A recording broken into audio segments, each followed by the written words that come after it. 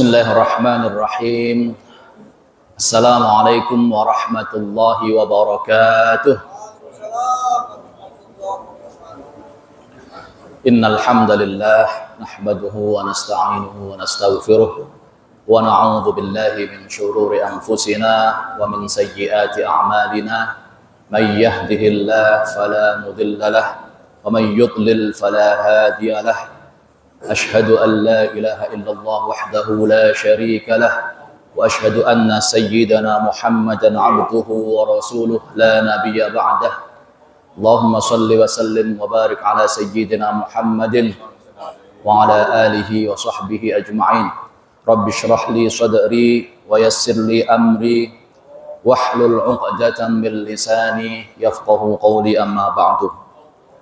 Alhamdulillah, puji dan syukur kita haturkan kehadirat Allah Subhanahu wa Ta'ala, karena pada siang hari yang penuh berkah dan rahmat ini Allah masih karuniakan kepada kita semua berbagai nikmatnya, nikmat iman, nikmat Islam, dan juga nikmat kesehatan, sehingga kita semua pada siang hari yang berbahagia ini dapat melaksanakan berbagai aktivitas, dan terutama untuk melaksanakan kewajiban kita, yaitu sholat zuhur berjamaah, yang insya Allah kita lanjutkan dengan kajian kitab Risalah Ahli Sunnah wal Jamaah. Salawat dan salam mari kita haturkan kepada junjungan kita Nabi besar Muhammad sallallahu alaihi wasallam, Nabi akhir zaman, manusia terbaik yang diutus oleh Allah untuk menyempurnakan akhlak manusia. Hadirin rahimakumullah, insya Allah kita akan lanjutkan kajian kita kitab Risalah Ahli Sunnah wal Jamaah karya Hadratus Syekh Kiai Haji Hasyim Asy'ari. Sebelum kita mulai, marilah kita terlebih dahulu membuka majelis kita pada siang hari yang berbahagia ini dengan sama-sama membaca Al-Basmalah. Bismillahirrahmanirrahim. Dan marilah kita hadiahkan suratul Fatihah kepada muallif kitab ini, yaitu Kiai Haji Hadratus Syekh Hasyim Asy'ari, yang telah menyusun kitab ini, menulis kitab ini sehingga ilmunya, manfaatnya, barokahnya sampai kepada kita semua. Semoga Allah Subhanahu wa Ta'ala jadikan amal beliau ini sebagai amal jariah yang pahalanya terus mengalir bagi beliau hingga yaumil akhir kelak. Ala hadhihi niyyah wa kulli niyatin shalihah wa ila hadratin nabiyil Mustafa Muhammad sallallahu alaihi wasallam. Al-Fatihah.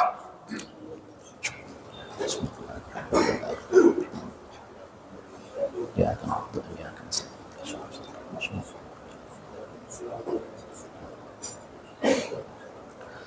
amin. Dan juga kita hadiahkan suratul Fatihah untuk keluarga kita, orang tua kita, kakek nenek kita, para pendahulu kita yang saat ini sudah terlebih dahulu dipanggil oleh Allah Subhanahu wa Ta'ala. Semoga Allah Subhanahu wa Ta'ala terima seluruh amal baiknya, ampuni segala dosa-dosanya, dan ditempatkan di tempat terbaik di sisi Allah, yaitu di Jannatul Na'im. Ala hadhihi niyyah wa kulli niyatin shalihah wa ila hadratin nabiyil Mustafa Muhammad sallallahu alaihi wasallam. Al-Fatihah. A'udzu billahi minasyaitonir rajim.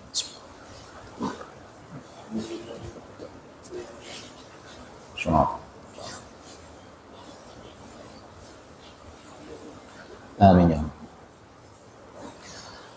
Dan juga kita hadiahkan suratul Fatihah untuk keluarga kita, kerabat kita, anak cucu kita, dan juga teman-teman kita yang saat ini sedang sakit, sedang diuji oleh Allah dengan penyakit. Semoga Allah Subhanahu wa Ta'ala segera angkat penyakitnya, segera sembuhkan segala penyakitnya, dan segera dikembalikan kondisinya sebagaimana seperti biasanya.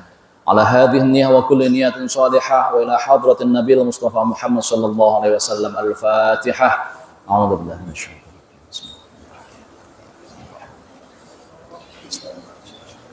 rajim.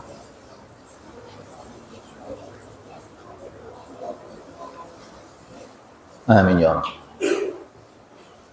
Baik, kita lanjutkan kajian kita kitab Risalah Ahli Sunnah wal Jamaah, di mana pada pertemuan sebelumnya kita masih membahas tentang fi bayani tamassuki ahli Jawa bi madhhabi ahli sunnah wal jamaah, tentang berpegang teguhnya penduduk tanah Jawa atau Nusantara dengan madhab ahlu sunnah wal jamaah.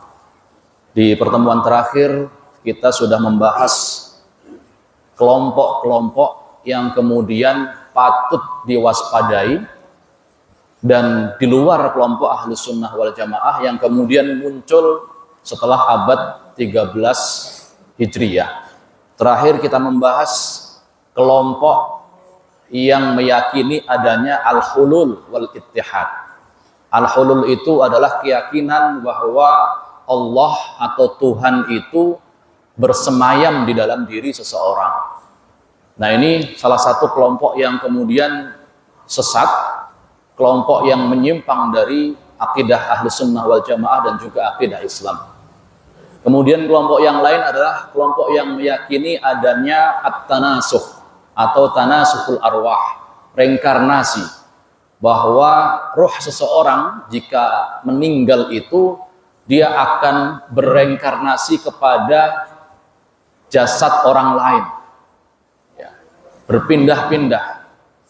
Nah, ini juga dikatakan sebagai kelompok yang menyimpang, yang keluar dari akidah Ahlus Sunnah wal Jamaah. Dan kita sebagai umat Islam patut mengetahui dan juga memahami dengan betul kelompok-kelompok yang seperti ini yang kemudian muncul di tengah umat Islam di Nusantara ini, yang muncul akhir-akhir ini. Semakin lama semakin banyak sekali kelompok yang kemudian muncul, dan diantaranya adalah kelompok-kelompok yang seperti kita sebutkan tadi. Hari ini kita akan membahas sebuah kesimpulan yang disimpulkan oleh Hadratus Syekh Kiai Haji Hasyim Asy'ari terhadap kelompok-kelompok yang kemudian muncul tadi. Setidaknya kita mencatat ada beberapa kelompok ya yang disebutkan oleh Hadratus Syekh Hasyim Asy'ari sebagai kelompok-kelompok yang menyimpang dari akidah Ahlus Sunnah wal Jamaah. Kelompok yang berpegang teguh dengan akidah Ahlus Sunnah wal Jamaah itu sendiri yang disebut oleh Hadratus Syekh sebagai kelompok salafiyun. Ya, salafi di sini bukan kelompok salafi wahabi, tapi kelompok yang memang berpegang teguh terhadap akidah Ahlus Sunnah wal Jamaah sebagaimana kaum salafus soleh terdahulu.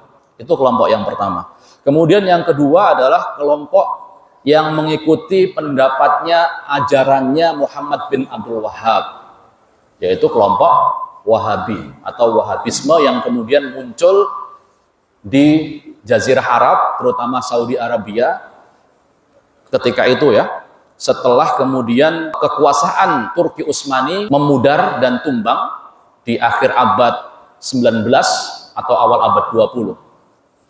Kemudian kelompok yang ketiga adalah kelompoknya Rafidhiyun, Syiah Rafidhah yang berlebih-lebihan dalam mengagungkan Khalifah Ali bin Abi Thalib, bahkan kemudian mencela para sahabat Rasul yang lainnya. Kelompok yang keempat adalah kelompok Ibahiyun, kelompok yang menghalalkan segala hal, atau dalam istilah sekarangnya disebut sebagai kelompok yang permisif, ya. Semua hal dibolehkan asal tidak mengganggu orang lain. Nah, ini disebut dengan kelompok Ibahiyun. Berbuat maksiat pun tidak masalah. Mau berzina, mau mabuk, mau berjudi, itu akan dimaafkan oleh Allah menurut mereka. Kemudian kelompok yang kelima adalah tadi, kelompok yang meyakini adanya tanasuhul arwah atau reinkarnasi.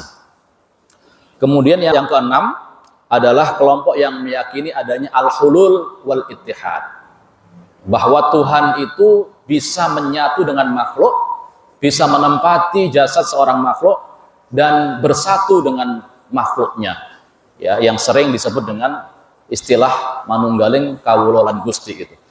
Nah, terakhir kita akan membahas kesimpulan yang dikutip oleh Hadratus Syekh Hasyim Asy'ari. Bagi yang membawa kitabnya silahkan dibuka halaman 14, paragraf yang terakhir. Qala al-Qadhi Iyad fi Syifa, dikatakan oleh al-Qadhi Iyad di dalam kitab Asy-Syifa, inna kulla maqalatin sharahat bi nafyir rububiyyah awil wahdaniyah aw ibadati ghairillahi ma'allahi fahiya kufrun.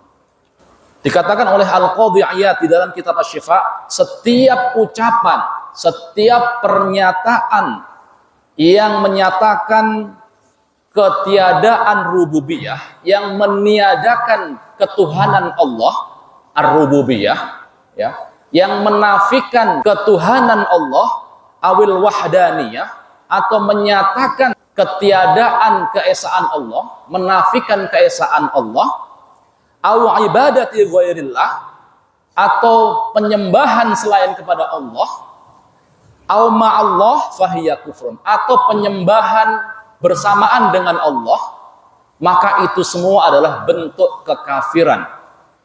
Ya, jadi ada juga pemahaman yang seperti ini. Mereka tetap menyembah Allah, tapi di sisi lain juga meyakini adanya kekuatan lain selain Allah. Ini banyak terjadi.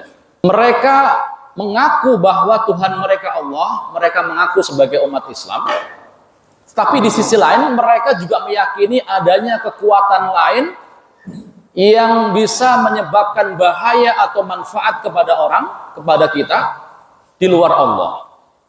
Ini artinya ibadatu ghairillah au ma'allah, menyembah selain Allah atau menyembah Allah bersama dengan yang lainnya.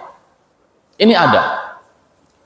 Atau di dalam keyakinan lain mereka mengakui bahwa Tuhan mereka itu, Tuhan yang layak disembah itu hanya Allah, tetapi di situ ada representasi Allah yang lain yang terwujud dalam makhluknya, sehingga mereka menyembah itu makhluk yang diyakini sebagai jelmaan Allah. Kita bisa lihat agama apa yang seperti itu.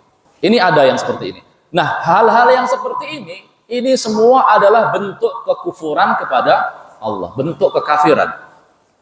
Kama qalatid dahriyah, dicontohkan di sini seperti ungkapan kelompok dahriyah. Yang pertama, dahriyah itu apa? Dahriyah itu kalau diterjemahkan secara letterlock, dahrun itu masa, waktu. Nah, kelompok dahriyah ini meyakini bahwa segala sesuatu itu akan hancur dengan waktu. Yang berkuasa di alam semesta ini adalah waktu. Dunia beserta isinya ini akan dihancurkan oleh waktu. Mereka tidak mengakui adanya Tuhan, ya, menafikan adanya Allah. Ya. Segala hal ini terbentuk oleh waktu dan dihancurkan oleh waktu. Makanya mereka disebut dengan kelompok ad-dahriyah. Ya, ini sebenarnya mirip-mirip seperti kelompok ateis yang tidak mengakui eksistensi Allah, eksistensi Tuhan. Ya, alam semesta ini terbentuk dengan sendirinya dan akan hancur juga dengan sendirinya seiring berjalannya waktu. Ini kelompok dahriyah. Kemudian juga seperti kamaqolati ad-dahriyah wan nasara, seperti ungkapan agama Nasrani. An-Nasara, orang-orang Nasrani. Karena mereka meyakini adanya Tuhan selain Allah. Ya, bahkan Tuhan mereka tiga. Tiga itu tidak dapat dipisahkan, satu itu tiga, tiga itu satu. Nah, ini susah. Ini menurut mereka. Kemudian wal majusi itu adalah penyembah api. Walladzina asyraku bi'ibadatil authan, dan orang-orang yang berbuat syirik dengan menyembah berhala. Ya. Menyembah berhala, awil malaikah, dan juga menyembah malaikat, awil syayatin, menyembah setan. Ada, ya, bahkan di Amerika sana itu ada satu aliran keagamaan yang mereka menyatakan sebagai penyembah setan, atau disebut dengan Lucifer, ya. Mereka penyembah Lucifer.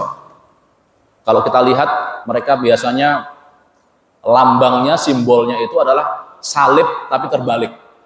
Ya, salib terbalik, kemudian mereka pakai topeng semua, dan kemudian ada satu setan yang dilambangkan mereka dengan kepala kambing atau domba. Awis syamsi, penyembah matahari. Ya, seperti orang Jepang itu dewanya adalah matahari, Tuhannya adalah matahari. Makanya Jepang itu benderanya adalah bulat merah, itu melambangkan matahari. Putih, kemudian ada bulatan merah di tengahnya, itu maksudnya adalah matahari. Kemudian penyembah bintang, awin nujum, awin nar, juga penyembah api. Au ahadin ghairillah, dan juga orang yang menyembah sesuatu selain Allah Subhanahu wa taala. Jadi menurut Al-Qadhi Iyad, setiap pernyataan yang mengakui atau menafikan ketiadaan Allah, menafikan ketauhidan Allah, atau mengakui adanya Tuhan lain selain Allah, atau mengakui adanya Allah tetapi juga meyakini adanya kekuatan lain selain Allah, itu semua adalah bentuk kekufuran yang nyata. Dan kita harus berhati-hati terhadap kelompok-kelompok seperti ini. Jangan sampai umat Islam terjerumus ke dalam salah satu di antara mereka ini. Karena itu bentuk kekufuran. Wa kadzalika ashabul hulul wat tanasuh. Demikian juga para pengikut ideologi, para pengikut pemahaman yang meyakini hulul dan ittihad tadi. Bahwa Allah itu bisa bersemayam di dalam diri seseorang, atau bahwa seseorang itu bisa bereinkarnasi ke dalam orang lain. Wa kadzalika man i'tarafa bi ilahiyatillah wa wahdaniyatihi walakinnahu i'taqada annahu ghairu hayyin aw ghairu qadimin. Demikian juga orang yang mengakui ketuhanan Allah, bahwa Allah itu adalah Tuhan yang maha kuasa, wa wahdaniyatihi, bahwa Allah itu Tuhan yang maha esa, lakinnahu i'taqada annahu ghairu hayyin aw ghairu qadimin. Tetapi dia juga meyakini bahwa Allah itu tidak hidup dan juga tidak qadim.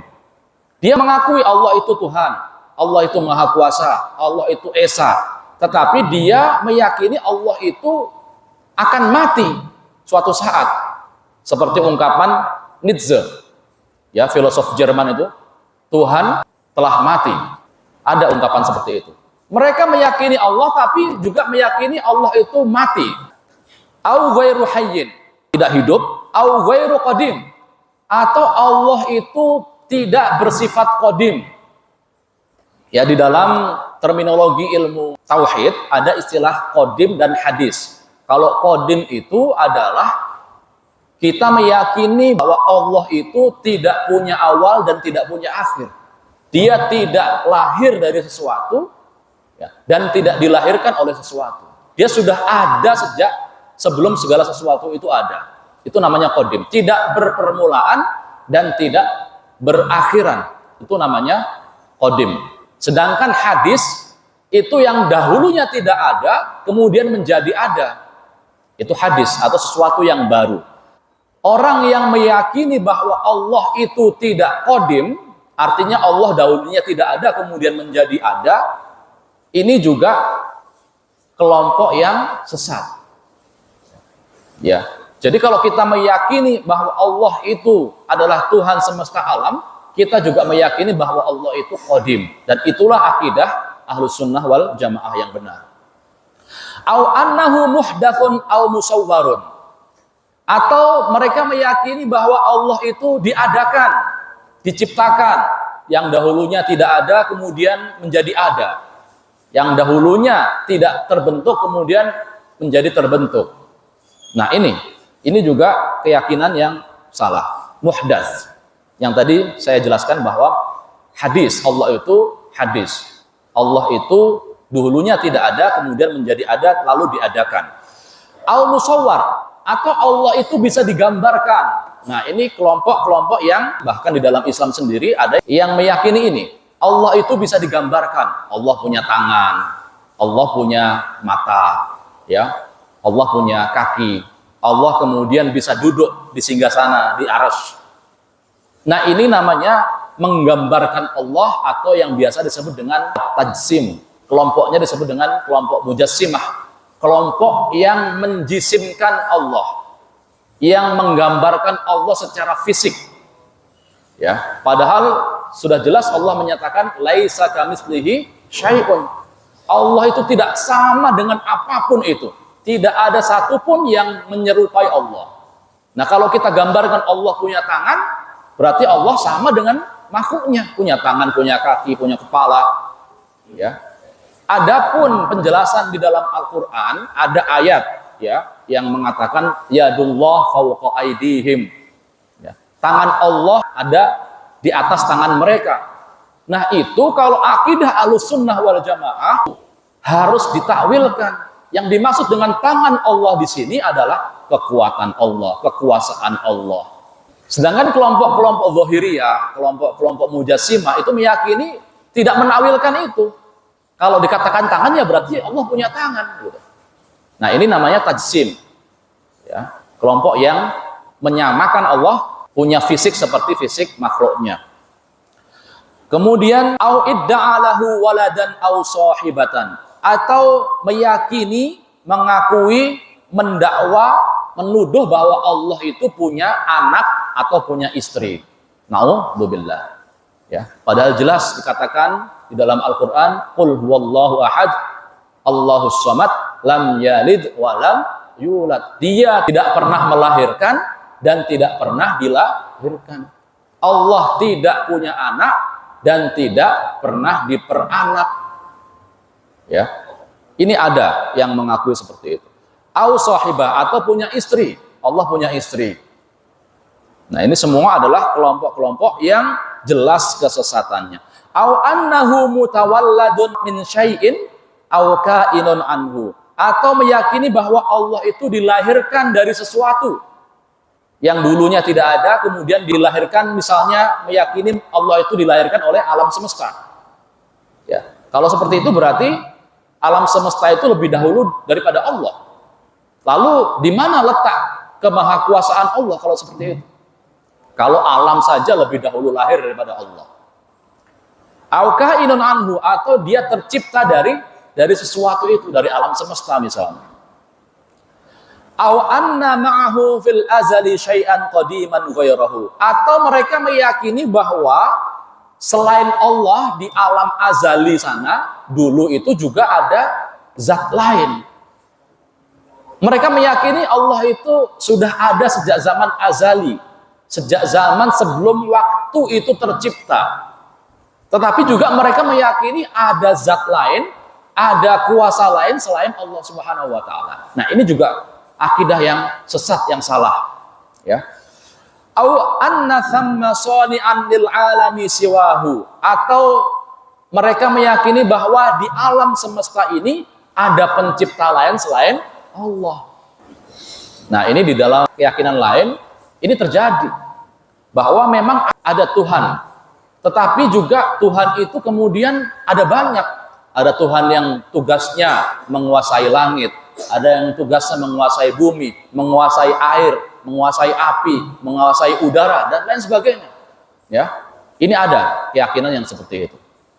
Ini berarti meyakini ada pencipta lain selain Allah. Au mudabbiran ghairahu, atau ada yang mengurus alam semesta ini selain Allah. Fadzalika kulluhu kufrun bi ijma'il muslimin. Itu semua, kata Hadratus Syekh Hasyim Asy'ari, keyakinan-keyakinan seperti tadi itu semua adalah bentuk kekafiran menurut ijma'nya seluruh umat Islam.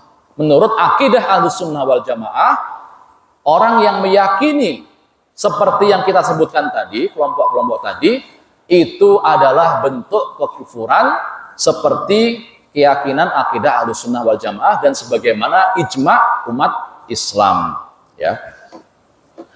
Wa kadzalika man idda'a mujalasatallahi ta'ala wal 'uruja ilaihi wa mukalamatahu. Nah, ini.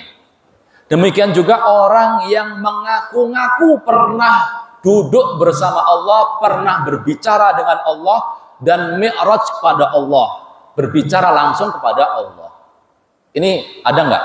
Banyak nggak terjadi? Banyak, ya. Bahkan membanding-bandingkan antara dia dengan Rasulullah. Ya. Mereka mengaku salah satu idola mereka, salah satu ulama mereka, ya. Mereka melebih-lebihkan dengan cerita-cerita khurafat bahwa ulama mereka, bahwa tokoh mereka itu pernah mi'raj ke Sidratul Muntaha, bertemu dengan Allah, berbicara dengan Allah, dan bertatap muka langsung dengan Allah. Nah, ini juga sama. Ini bentuk kekufuran. Ada nggak? Ya, kalau kita lihat di YouTube banyak, dicek saja. Ya, bahkan ini cenderung merendahkan Rasulullah SAW. Ya, karena menurut cerita-cerita khurafat dia, orang yang dia sebut itu lebih utama, lebih tinggi dibanding Rasulullah SAW.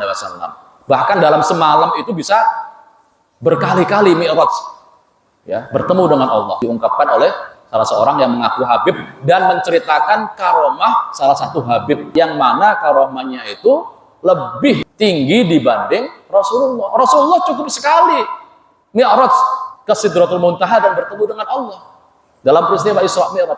Tapi ini dikatakan berkali-kali bertemu dengan Allah, Mi'raj kepada Allah, ya, berbicara langsung dengan Allah. Ini salah satu bentuk kekufuran. Jelas dikatakan oleh Hadratus Syekh Hasyim Asy'ari di sini, ini adalah bentuk kekufuran.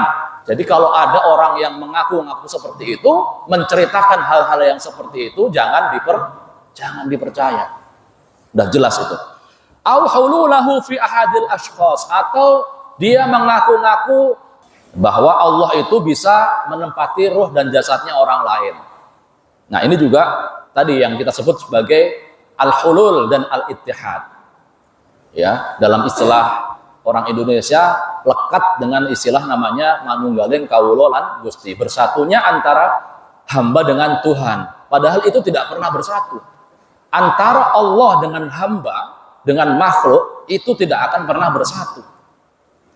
Ya, tidak akan pernah bersatu. Itu hanya pemahaman yang keliru. Karena sejatinya manunggaling kawula lan Gusti itu tidak akan pernah terjadi, dan itu saya yakin tidak diucapkan oleh Syekh Siti Jenar, karena Syekh Siti Jenar itu hanya mengatakan bahwa saya ini tidak ada, yang ada itu hanya Allah. Tetapi kemudian dipahami oleh orang-orang yang salah paham, yang gagal paham, bahwa ketiadaan dirinya yang ada hanya Allah itu dipahami sebagai manunggaling kawula lan Gusti, padahal ini salah. Tidak ada yang namanya ittihad itu.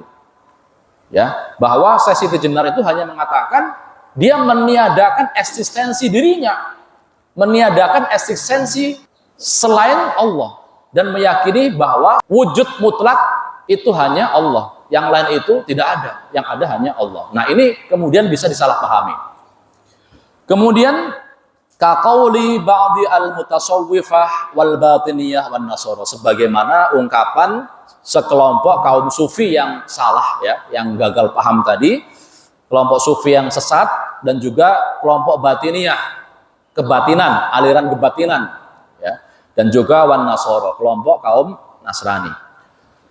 Wa kadzalika naqta'u ala kufri man qala bi qidamil alam au baqaihi, dan juga kita memastikan, ya, kita maksudnya umat Islam Ahlus Sunnah wal Jamaah, para ulama itu memastikan ala kufri man qala bi qidamil alam au baqaihi, memastikan kekafiran orang yang mengatakan bahwa alam semesta ini adalah qadim, atau alam semesta ini adalah kekal abadi.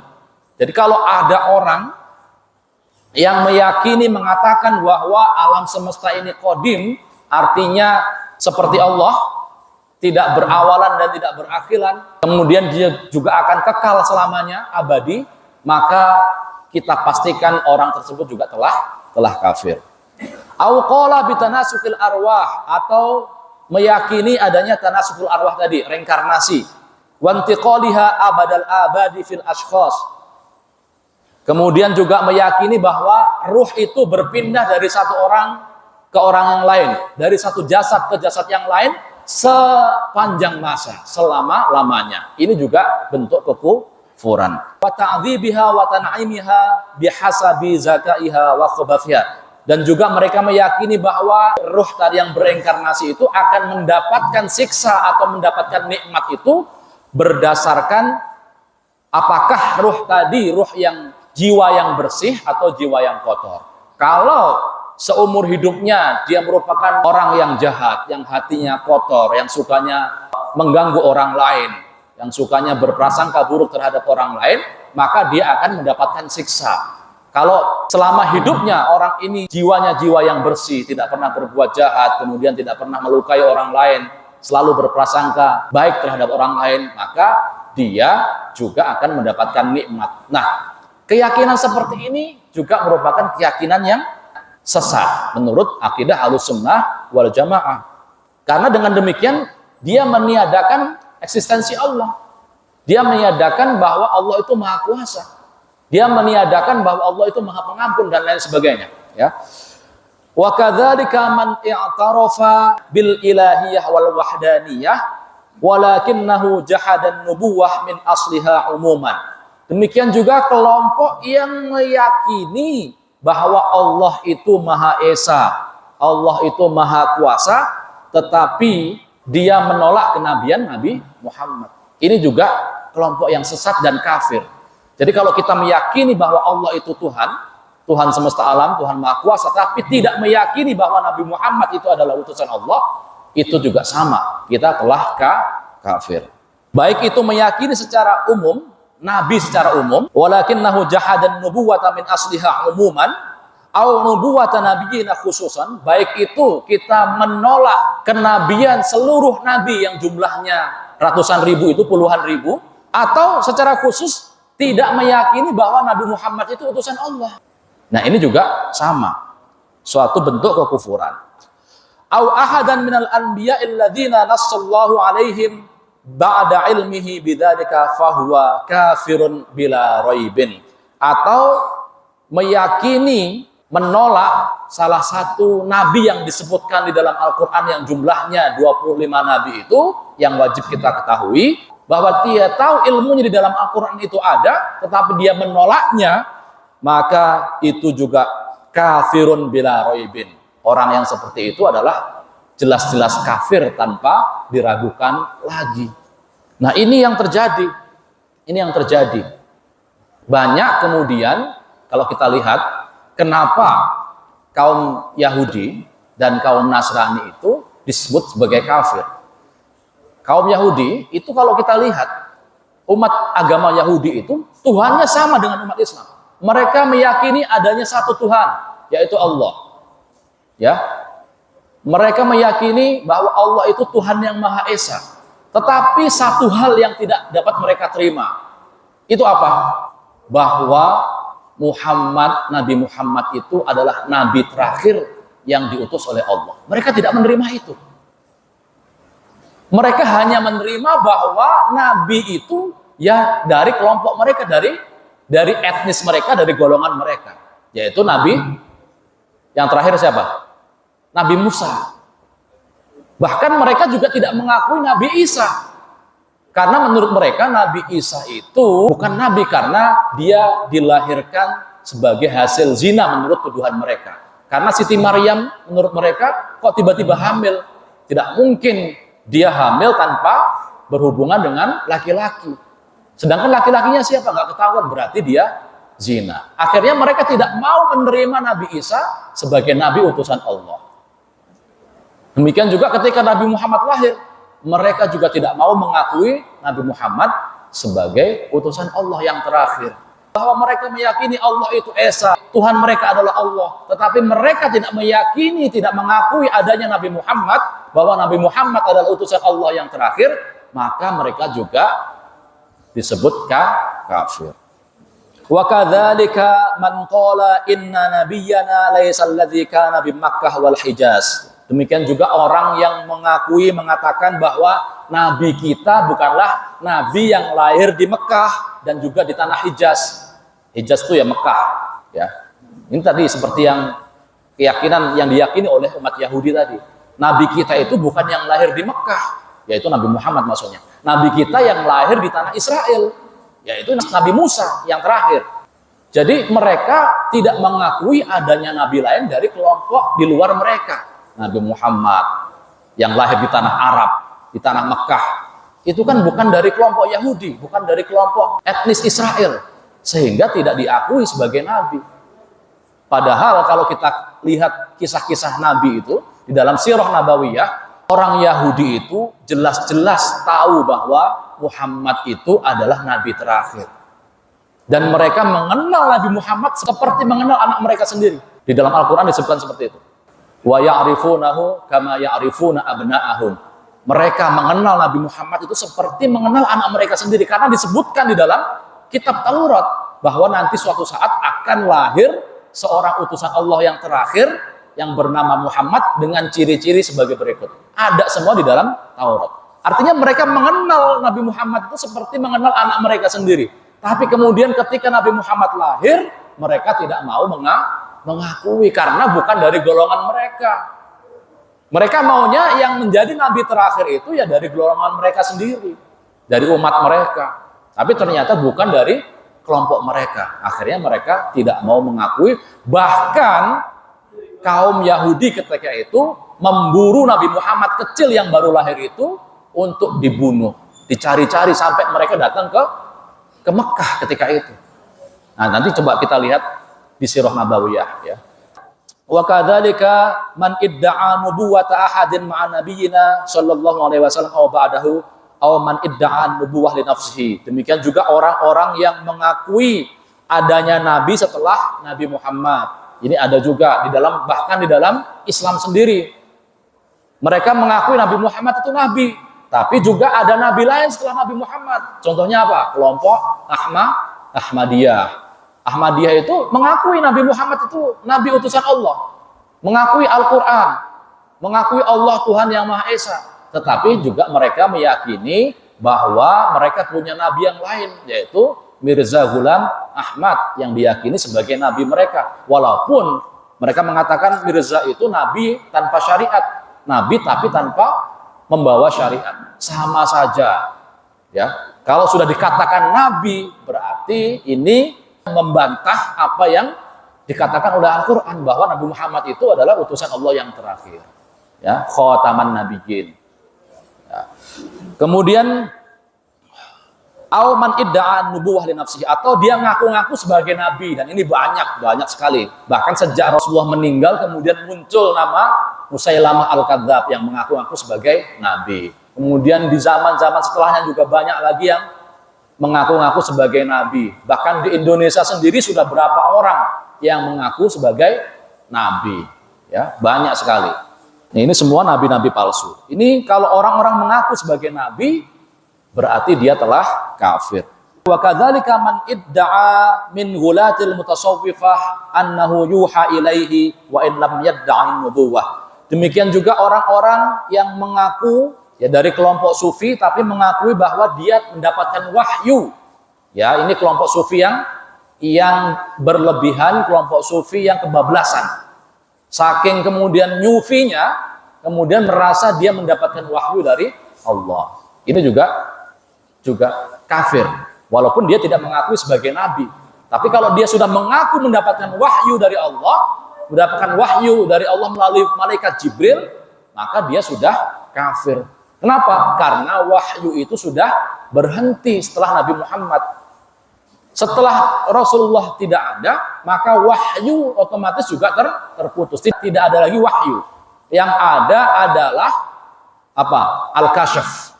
Penyingkapan-penyingkapan yang diberikan oleh Allah kepada para ulama. Tapi itu bukan wahyu. Dan itu bisa diberikan kepada para aulia Allah, para wali-wali Allah. Ya.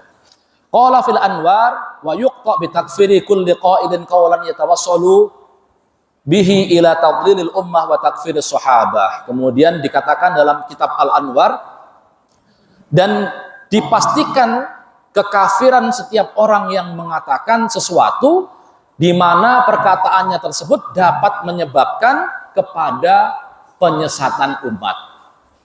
Setiap pernyataan seseorang yang dapat menyebabkan umat Islam itu terjerumus ke dalam kesesatan, maka ucapan tersebut adalah bentuk kekafiran. Wa takfiris sahabah. Dan juga setiap pernyataan yang kemudian menyebabkan umat itu dapat mengkafirkan sahabat, maka itu juga suatu bentuk kekafiran. Wa kulli fa'ilin fi'lan la yasduru illa min kafir. Demikian juga setiap orang yang melakukan perbuatan di mana perbuatan tersebut tidak pernah dilakukan kecuali oleh orang yang kafir. Artinya dia mengikuti perbuatan orang kafir, maka orang tersebut juga otomatis menjadi kafir. Contohnya apa? Kasujudi lis-sholibi awin nar. Sujud di depan salib atau sujud di depan api, di depan berhala, di depan matahari dan seterusnya. Ini menyembah selain Allah. Ini juga bentuk kekafiran, dan ini banyak. Harus saya sampaikan bahwa akhir-akhir ini muncul begini, keyakinan begini.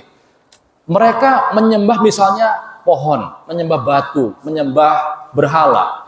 Tetapi mereka mengatakan kami tidak menyembah batunya, kami tidak menyembah berhalanya, kami hanya menyembah Tuhan yang Maha Esa. Tetapi yang kami sembah di depan kami itu adalah simbol saja. Ini sama. Itu yang dikatakan di dalam Al-Quran.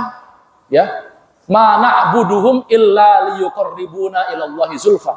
Ketika dikatakan kepada mereka, kenapa kalian menyembah berhala? Mereka mengatakan kami tidak menyembah mereka kok. Kami hanya menjadikan mereka itu sebagai perantara untuk mendekatkan diri kepada Allah sedekat-dekatnya. Itu ada dalam Al-Quran. Sama sekarang ini muncul di berbagai media sosial. Lihat di TikTok, di YouTube, di Instagram. Ada beberapa postingan-postingan yang menampilkan orang sedang bersujud di depan batu, di depan berhala, di depan pohon. Kemudian mereka mengatakan kami tidak sedang menyembah batu, ya, tapi kami hanya menjadikan mereka ini sebagai simbol, sebagai perantara. Ini sama. Jadi jangan sampai tertipu. Jangan sampai tertipu dengan fenomena-fenomena seperti ini. Dan lagi, kalau kita melakukan itu dekat sekali dengan kekafiran, dengan kekufuran, kesyirikan. Sedikit lagi bisa dibelokkan kita kepada perbuatan syirik oleh setan. Kemudian meyakini bahwa yang kita sembah itu ya batu itu. Ini yang terjadi. Kemudian awil masyi ilal kana isma'aliha biziyihim minazananir wa ghairiha, atau berjalan menuju tempat ibadah lain seperti gereja dan juga sinagog. Kanisa atau kanais itu juga bisa disebut gereja, bisa disebut sinagog. Karena dalam bahasa Arab sinagog itu juga disebut kanisa.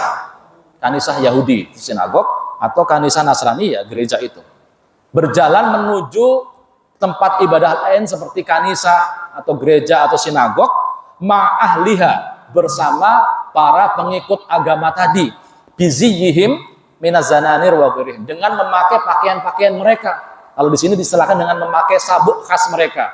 Kalau kita lihat kelompok atau kaum Yahudi dan Nasrani itu punya pakaian-pakaian khusus ya. Ya, pakaian khusus, jubah mereka, kemudian sabuk mereka, topi mereka. Bahkan kalau Yahudi itu punya topi khusus tuh yang kecil gitu ya.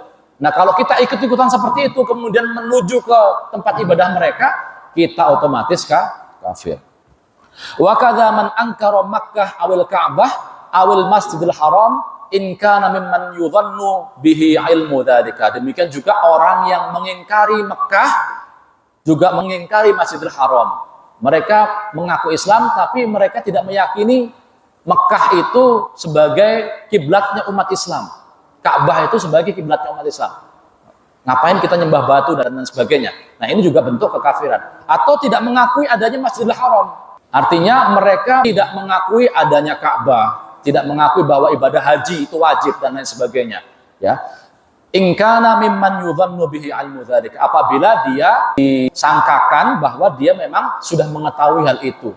Kalau tidak tahu tidak apa-apa. Artinya dia belum mendapatkan ilmu tentang itu. Tapi kalau dia sudah mendapatkan dakwah Islam, kemudian dia mengingkari adanya Ka'bah, adanya Masjidil Haram, maka orang seperti ini adalah orang yang kafir secara otomatis. Wa mimman khalata al-muslimin, dan juga apabila orang tersebut sudah bergaul dengan umat Islam tetapi kemudian mengingkari itu semua, mengingkari adanya Ka'bah, mengingkari adanya Masjidil Haram, maka orang seperti ini adalah orang-orang yang kafir.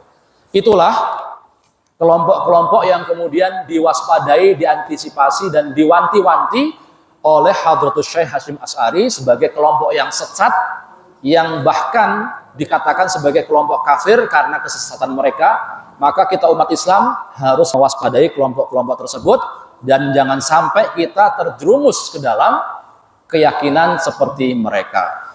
Demikian pembahasan mengenai berpegang teguhnya penduduk tanah Jawa atau Nusantara dengan madhab Ahlus Sunnah wal Jamaah dan kemunculan kelompok-kelompok lain setelah abad 13 Hijriyah.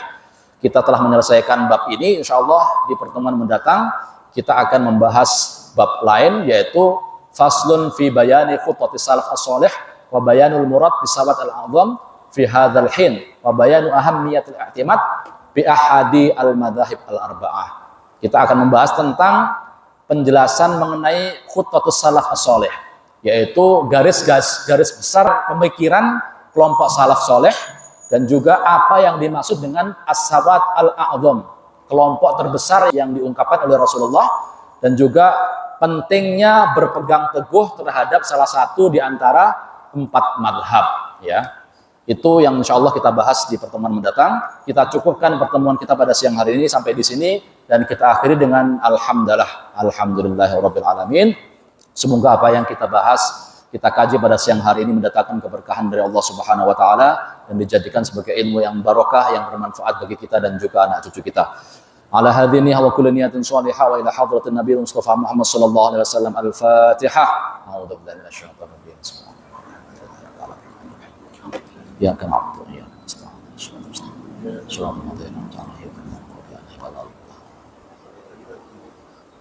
Amin ya rabbal alamin. Kita akhiri dengan doa kafaratul majlis. Subhanakallahumma wa bihamdika asyhadu an la ilaha illa anta astaghfiruka wa atubu ilaik. Terima kasih, mohon maaf atas segala kesalahan dan kekurangan. Wallahu muwaffiq ila aqwamit thoriq. Wassalamualaikum warahmatullahi wabarakatuh.